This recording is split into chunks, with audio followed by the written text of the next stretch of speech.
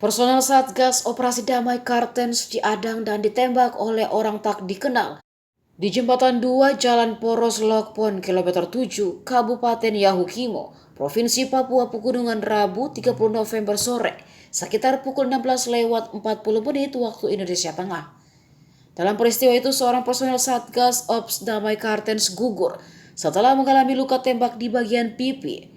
Setelah itu satu anggota lainnya mengalami luka tembak di bagian punggung. Menurut Direskrim Polda Papua Kombes Faisal Ramadhani, dua personel Satgas Ops Damai Kartens itu bernama Bribda Gilang gugur dengan luka tembak pada bagian pipi bawah tembus samping kiri hidung dan Bribtu Fauzan mengalami luka tembak pada bagian punggung kiri atas.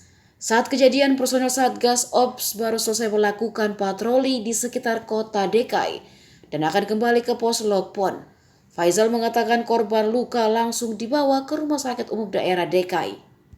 Saat ini korban masih mendapatkan pertolongan medis di rumah sakit. Faisal belum dapat memastikan apakah kejadian tersebut terkait dengan peristiwa tertembaknya seorang polisi di Jalan Jenderal Sudirman, Distrik DKI pada Selasa 29 November malam.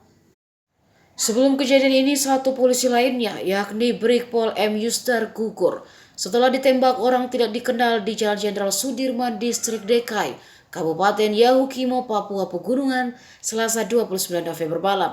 Korban tidak dapat diselamatkan setelah mengalami luka tembak di bagian bahu.